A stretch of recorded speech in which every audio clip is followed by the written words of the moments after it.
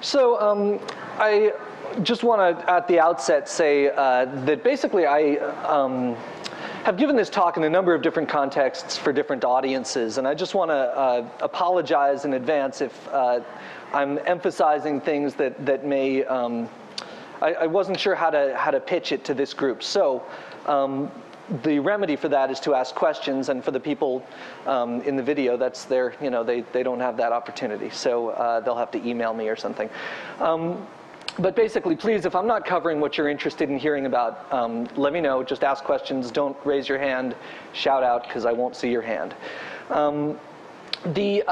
The project that I've been working on for the last several years at Smith-Kettlewell, the Smith-Kettlewell Eye Research Institute, is called TMAP, which stands for Tactile Maps Automated Production. And it's the concept is very simple. It puts together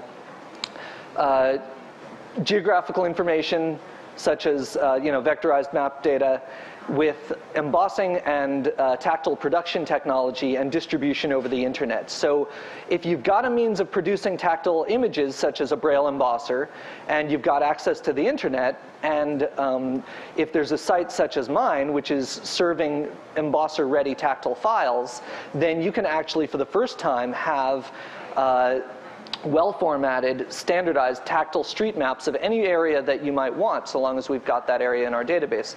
I'll talk a little bit later about what the data set is that we're using and what our limitations are. But basically, right now, we've got the whole US, and we're still in a very limited rollout. There's very few users, basically, because it's an experiment. It's scientific research. We don't have the wherewithal to do a lot of technical support. So we're just studying how people use this technology and what sorts of advantages or features they might get or want from this. So the idea here is basically to provide high-quality tactile street maps to people, blind and visually impaired people, to facilitate their ability to get from place to place. So that's there are a number of different terms for that. I'll use a few of them. Wayfinding is one. Orientation and mobility is a term that I'll also use a little later on. But basically, for blind people, it is a different proposition to get from one place to another than it is for a sighted person. You need much more detailed information ahead of time about what sorts of turns you might take and what sorts of landmarks you might encounter. And for that reason, tactile maps are a hugely helpful tool for blind people to get from place to place. The reason I wanted to come and give this talk at Google, I borrowed your logo there. My friend said that I might get in trouble for using your logo, but I'll delete it if that's a problem. But basically, the Google mission has some very interesting crossover with ours. And in fact, the words universal and access are featured prominently in the Google mission statement. So I think that one of the things that I'm thinking about, and I hope you will think about, is how Google might consider either working with us or in the future producing some sort of facility to produce tactile maps that would be extremely useful to a lot of different types of blind and visually impaired people and people who work with them. So who does need the tactile street maps? That's your customers and your clients are always one of the most important things you need to think about. Obviously, I've already talked about blind people need tactile maps. That's those are the end users, but there are also some ancillary users, such as orientation and mobility instructors. These are people whose job it is, whose profession it is, to train blind people on how to get from place to place. So they teach you how to use a cane or a dog. They teach you the landmarks that you might look for along a specific route. And in fact, they very frequently use tactile maps. But in these situations, until now, orientation mobility instructors have had to create their own maps by hand. It's a very arduous process. And then, of course, the other group of people that might want to use tactile maps are teachers of visually impaired kids, to teach young kids how to teach them to develop map skills and tactile exploration, which have a whole lot of crossover benefits in terms of being able to read diagrams related to mathematics and science. It's a synergistic proposition to be able to have these tactile maps and to educate kids in tactile maps early on. The idea of tactile maps basically facilitates a bunch of different types of learning. Being able to map a two-dimensional space on a piece of paper to a real-world space promotes a lot of different skills related to cognitive map development. In the classroom, of course, there are a bunch of, not in the classroom, but in orientation, mobility, independent travel, there are a bunch of advantages to tactile maps. You can learn about how streets connect with one another. You can learn about what the intersections look like, and that's going to facilitate the choices you make in very dangerous situations like street crossings. For example, if you know that there's an intersection with a bizarre or unusual shape, you have a much better chance of navigating your way across that intersection if you know what the shape actually is. Or, conversely, you can choose an intersection that isn't so funky. Then, of course, the educational aspects of tactile maps. My project focuses on street maps, but of course the technology is broadly applicable to a lot of different map types. So it would facilitate blind and visually impaired students who want to study issues like demography or natural resources, or politics, political science, that type of thing.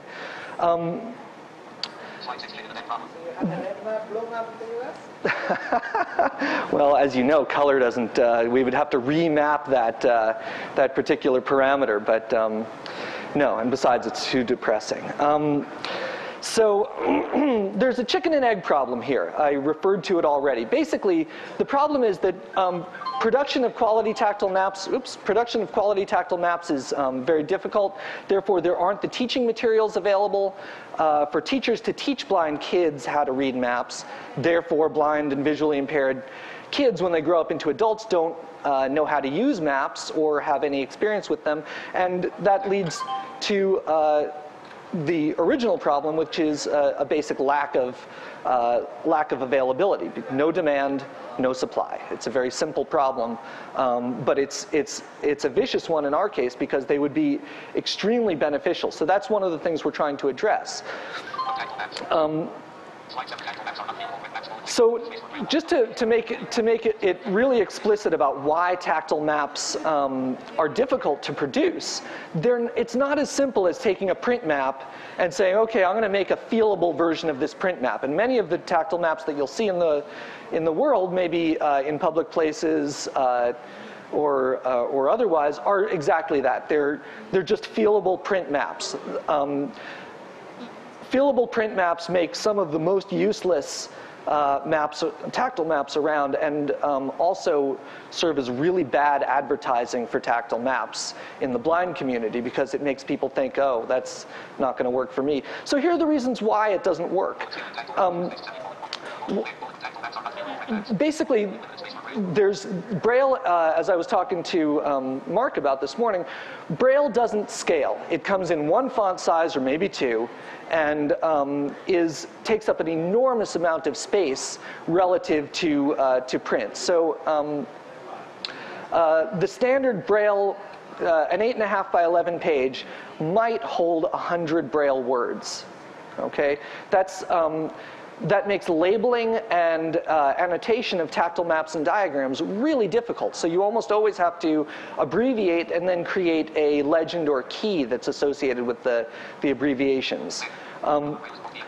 Braille doesn't come in a lot of different fonts or colors or shadings. Braille is essentially black and white, and most of the production methods, Braille embossers that produce tactile diagrams, are capable of producing a dot or not a dot. And that's analogous to black and white, so you don't have all of the color coding options that you have in print maps. So you need to be very, very careful about how you code your information on a tactile map that doesn't use color or rich texture. And finally, you don't have the opportunity in Braille or in the tactile modality of if there's a piece of the map that you want to see better, you can't take a closer look. There is no zooming in the world in the tactile domain. What you feel is what you get, and that makes it a very difficult proposition to create a detailed tactile map. So we're fighting all of these, you're sort of, in creating a tactile map, you're trying to balance these various requirements, and there are more, but I'm not going to go into excruciating detail, but suffice it to say that creating a tactile map requires skills that are different from creating print maps, and not everybody has them, so that is part of what contributes to the limited availability. Production by hand of tactile maps, which is how it's been done until now, is a very slow and arduous process. It's more art than anything else. And basically what you have to do is you have to draw on the back of a piece of paper with something like a tracing wheel, which is like a gear. It makes dots on the reverse side.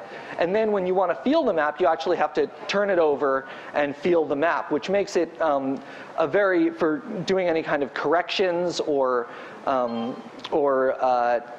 additions or changes is a very, very slow and painful process, and has generally been done by volunteer transcribers and other magnanimous people who donated their time. But there have been very few professional map creators because the cost of the time is actually, if you really build for your time creating a tactile map, it would be prohibitive and nobody would be able to afford it. So another factor involved in the dearth of tactile maps. So there's another type of map that I want to talk about also, which has been with the sort of increasing availability of computers and touchscreens coming around, and that's audio-tactile maps. And basically, this technology involves a tactile overlay on a touch-sensitive surface. The tactile overlay is created by some sort of embossing or engraving tool, and then you place it on the touch-sensitive surface hooked to a computer. The computer somehow knows what the overlay is showing and has regions mapped to those map features. So when you touch a spot on the tactile overlay, the computer is able to provide auditory feedback in the form of either recorded sound or synthetic speech about the object that you're touching. And you can really richly layer information in this way, because basically with this technology, the requirement for labeling is much reduced. So you can offload all of your labeling information into the auditory channel. And that gives you the ability to make much clearer, more concise maps without a lot of text clutter, which really impacts readability of the maps. The skills required for audio-tactile maps is obviously you need to have some programming skills to create these, so it doesn't just come from, again, we run into a situation where you need skilled labor to make a map. And then you need some other form of skilled labor in the form of the production. You have all of the same problems with the original paper-only tactile maps, or you're doing collage, or you're doing engraving, which again requires special skills. So basically, there's a long way of saying ain't no tactile maps available unless you go to a method like we're doing, which is tactile maps, automated production, which basically with the automation involved in the algorithms that we're using, completely eliminates the need for a skilled map producer. And if you've got the internet and a production method like a Braille embosser, which many people do, you actually can just download and print out or emboss out a high-quality tactile map of any street network in the US, which is completely as simple as it sounds here at Google, which you do maps all the time. It's a completely revolutionary technology for us, just by putting some simple off-the-shelf things together. So the TMAP, now I'm going to get, for those of you who've been sort of rolling your eyes waiting for the technical stuff, I'll start to talk a little bit about that stuff. The user interface model works like this. The first thing that happens is a user request on the website. So the user connects to our website and requests a map, either by an address, entering an address, or an intersection that they want the map to be centered on. The engine, the TMAP engine, then takes the map data that it's got on the server and the location being requested, and processes that along with a bunch of user-specific parameters, like, for example, what kind of braille embosser do they have, what size paper are they going to use, do they use, what type of braille do they like to read, and what scale is the map going to be, a bunch of other parameters, and churns out a tactile map file. So that file can either be downloaded or sent to a professional service for embossing, so that it would then be snail mailed to the user. And finally, either by embossing or by snail mail, the user finally gets the map into his or her hands and is able to get information about the street network that was never before available. So the technology that we're using underneath is the map data is from the Census Bureau. It's the Tiger line data, from which most commercial GIS data sets are built. But it's, some people sneer at it, some people don't sneer at it, but the fact is that it's free. So, hey, it comes at a good price. We use MATLAB, compiled MATLAB, to do the geocoding and the map production. That's because it's easy to rapid prototype in MATLAB. They've got a good maps toolbox that can be used, and but ultimately this is something we want to move away from, doing things in C++ or Python or something like that. The user interface is programmed in PHP and HTML, and that's what does a lot of the website and also the telephone interface that we're working on using voice XML and PHP. And for keeping track of user preferences and map history, we're using MySQL to be able to provide the user with, so the user can specify their preferences once and be able to recall them back and stuff like that. So we also support a bunch of different file formats, because the idea is to provide printer-ready files. And so there's a standard set there's a specific file type for most older braille embossers, which is called BRG. That supports a bunch of different embossers. Then there's some other ones. There's PRN, which supports some of the more modern, high-resolution Tiger printers. The code word Tiger is used too much. So anyway, there are printers called Tigers that have nothing to do with the data set and nothing to do with the Apple screen reader. And then we also are now more and more producing SVG, scalable vector graphics, which has some advantages that I'll talk about. I want to mention a little bit about tactile hard copy and braille embossing. One of the neat things about braille embossers is that they, by and large, are workhorses. The way they mechanically work is like a heavy-duty dot matrix printer, but instead of inking dots on a page, they poke holes in it, and the holes on the reverse side turn out to be dots. So it's the same technology for embossing braille as it is for doing tactile graphics. The beauty of a braille embosser versus a dot matrix printer is that, or some other kind of printer, is that there's no toner. So even 20 years later, if you've kept the thing in decent working order, it still works. And this leads to a lot of different embossers. You know, there's a huge embosser fleet out there that aren't necessarily modern, but they still work. And so there's only an increasing number of embossers available to the blind and visually impaired community. They tend to, more and more individuals have them, but in fact, institutions like libraries and schools and service organizations for blind folks tend to have Braille embossers. And it's for those, of course, who don't have Braille embossers, as I mentioned earlier, we would like to ultimately partner with professional Braille production facilities to be able to professionally produce these tactile maps and snail mail them to the user.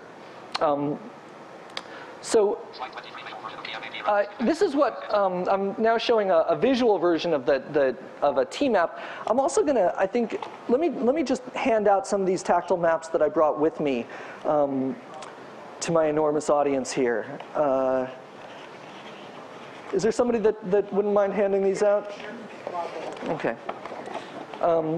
So there's a couple different maps here, and they're labeled. The stapled ones have Braille keys associated with them. The sighted people don't need the Braille, the stapled ones. And there are two different versions of this map that I'm handing out. One version is a map that I made of this area, the Googleplex. But of course, it doesn't show any of the streets internal to the campus. It just shows where the outside streets are. And this is a suburban area where the streets are fairly wide apart. I used a scale of 1 inch equals 500 feet, which is a little bit loose for an environment like this. And one of the things that we're working on is an automatic scaling algorithm that will provide users automatically with an appropriate scale for the geography. The other map that I'm handing out is a map of your New York City office on 9th Street, or 9th Avenue. And that is a much tighter grid in Midtown Manhattan that provides you with a better, the same scale, 1 inch equals 500 feet, but a better view of how a pedestrian, because I don't think that a pedestrian would use the map that I made here of the Googleplex other than to just say, ooh, I ain't walking anywhere, you know, I'll stay here and have lunch in the cafeteria. But in New York City, you can see that that street network is much more complicated and interesting, and would be much more usable and helpful for a visually impaired pedestrian. I'm going to point out a couple of features of these maps. They're standard on all of the maps that we produce. At the upper right-hand corner, you'll see a little Braille Braille text, if you will, and underneath that a short line that's about 1 inch long. That's the scale. So above that line it says 500 feet, or if it were at a different scale it would say a different thing, or if it were in metric it would say, you know, whatever. At the center of both of these maps is a small circle, a loop, that shows where the address is that was requested. And it shows which side of the street it's on and approximately where on the block it might be. That's done with interpolation of the address range. So also at the top of the map is a Braille legend that says the requested location, so 1600, I gave away all my maps, 1600 Amphitheater Drive or Parkway or something. And then the other one is, anyway, the location in New York. So, yep. Great. So, so basically, these features are standard on every tactile map that's produced. Sorry, it's 76 9th Avenue in New York City. So one of the big problems for Braille tactile users of tactile maps is that since making maps by hand, tactile maps by hand, is more of an art than a science, every cartographer would use a different scheme, a different set of labeling methods, a different shapes, different, anyway, you get the idea. And so each blind user, when introduced to a new tactile map made by a different cartographer, would need to first understand what the map format is and what the information means. So there's this learning curve that's introduced at the beginning of every handmade tactile map that really slows down the process and makes you say, ah, forget it, just tell me where I'm trying to go. Whereas with TMAP, since the maps are standard, the first time you learn the features and the organization of the map, then every other map is then that much easier for you to understand. So that's a really key feature, is standardization of these maps. Another thing that I just want to point out is that all of the Braille labels are oriented at the ends of the streets around the edges of the map, around the perimeter. There are no Braille labels interior to the map itself. That's for a couple of different reasons. One is that in a tactile map, your enemy is clutter. The more clutter there is, the harder it is to read the map, and the less useful the map actually is. So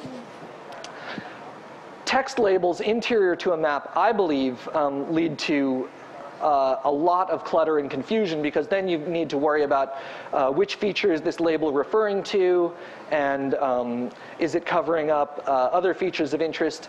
That's eliminated by putting the labels at the edge of the map. Of course, there are some streets that don't hit the edge of the map, so they don't get a label. This is also a motivation to use audio-tactile maps, because on an audio-tactile map, every feature gets labeled, whether it's interior or exterior. Another reason to leave the Braille only exterior to the map is that many Braille embossers can do Braille dots of only one height. The embosser that I used here actually can do multiple dot heights, so it's easy to distinguish the graphical features from the text features on this map, but that's only because the graphics dots are lower in elevation from the page than the Braille dots. On a Braille embosser that doesn't have that feature, you need to keep your Braille well separated from your tactile graphics features in order to make sure that your user knows that these are text objects, not graphics objects.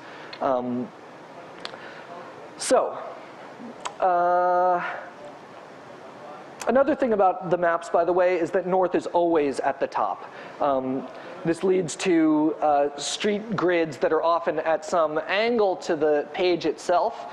But the feedback we've gotten indicates that actually that's more useful than problematic, because it actually gives you an idea of where true north really is, which is something, ordinal directions are something that blind and visually impaired people use a good deal more than most sighted people, because they do a lot more talking about which way they're going to people who might be giving them directions. Before I move on, any questions about the map organization? Okay.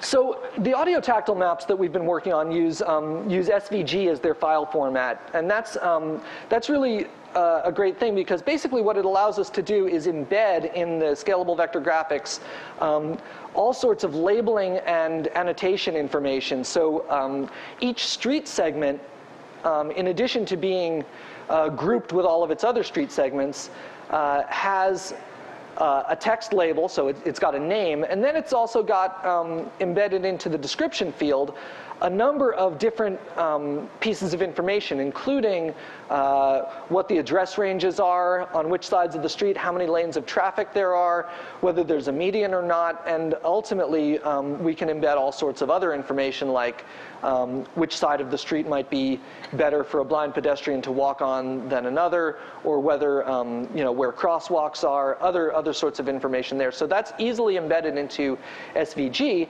and in addition, we can transmit a single file to the user. The audio-tactile software that the user has on their machine, which I'll talk a little bit more about in a minute, it will be in charge of taking the SVG and rendering it into a tactile version using a Braille embosser, and then also using that same file to do the corresponding digital information for what the user might hear when touching specific features. And you can also link SVG to audio files and stuff like that. So that's a great it's a great format for us. And Raman and I have talked a little bit about KML and other formats that really have potential for this as well. But SVG is what we've been using at this point. So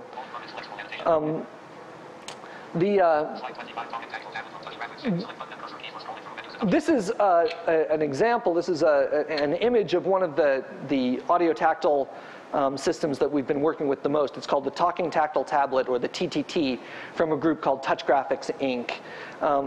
They, until now, have been producing very nice maps of the world and other educational materials based on audio-tactile technology. But now we're partnering with them to produce talking TMAPs. And they'll simply download an SVG file, as I said, and print it out using their software. And then the user can touch the map anywhere and hear what they're touching. There are some technical aspects to this that I don't want to gloss over. One is that when you put let's say you've downloaded 17 different tactile maps and printed them out, and now you've got 17 pieces of paper, and you want to put map number 3 back on the tactile tablet. How does the computer know which map you've got on there? So what they've done is to put essentially a barcode at the top of the page, where you touch 3 spots along a bar that has 20 possibilities. It's a fairly big namespace, and the computer then can identify, based on the locations of the 3 spots on the barcode, which map you're going to be working with, and can automatically load the digital file associated with that. Also, on each of the TTT overlays are some UI features. One, for example, is this cursor cross and a select button in the middle. All the UI features are off to the right hand. Off to the right from the map workspace. So the cursor cross can be used for things like scrolling through a list of streets that are on the map, or possibly scrolling through an alphabetical or geographical list of other features that might be included on the map. And then when you find the one you want, you can select it. So that can be used for, then it can guide your finger, for example, to that location by telling you left, up, down, right, and then it tells you when you got to the location. The numerical keypad is just a tactile drawing of a numerical keypad, and that can also be used for entering data or making menu selections. You, for example, could enter an address using this keypad, and then your finger could be guided to a specific address in the same way. And then there's an escape key at the top, which you use for saying, okay, I'm done here, I'm going to load a different map, or work with a different type of tactile overlay. So a couple of other features available in this prototype of the talking TMAP is you can do multiple taps to get through information. So for example, the first tap tells you the street name. The second tap might tell you, might spell the street name. The third tap might tell you what the address range is on that block. And you can keep tapping until you cycle through all of the information. So that's a very nice way of layering information on a map without a lot of complex user interface elements or going through menus or whatever. You can also do distance calculations. You touch along a number, you touch waypoints along a route, and it adds up the route segments. As I pointed out earlier, you can use the cursors to scroll through a list of features and have your finger guided to a position. And that can be done for streets or points of interest. You can also have your finger guided to an intersection just by selecting street 1 from a list and then street 2 from a list of streets that intersect with that first street.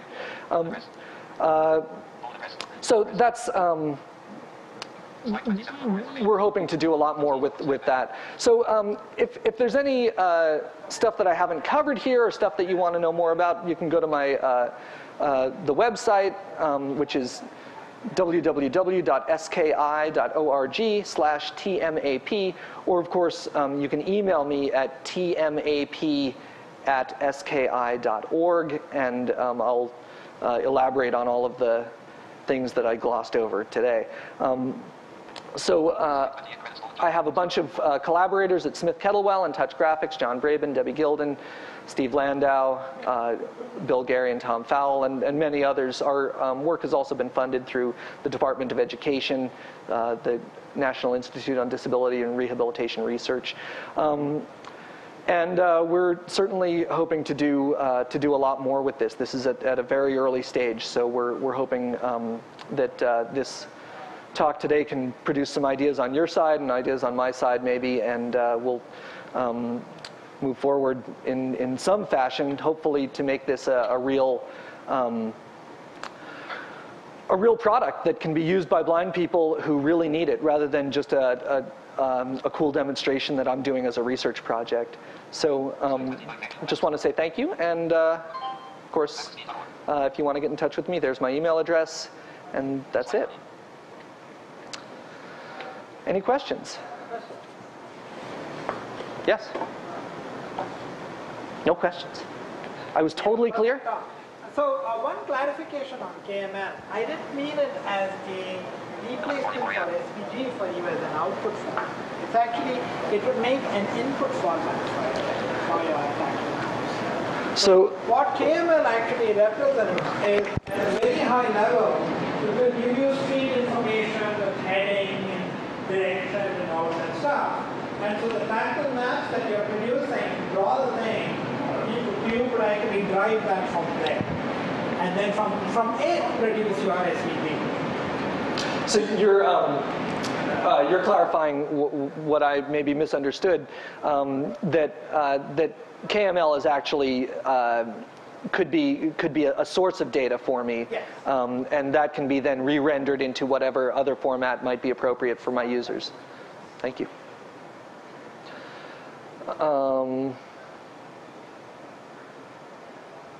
Any other questions? If not, class is dismissed. Thank you. Thank you.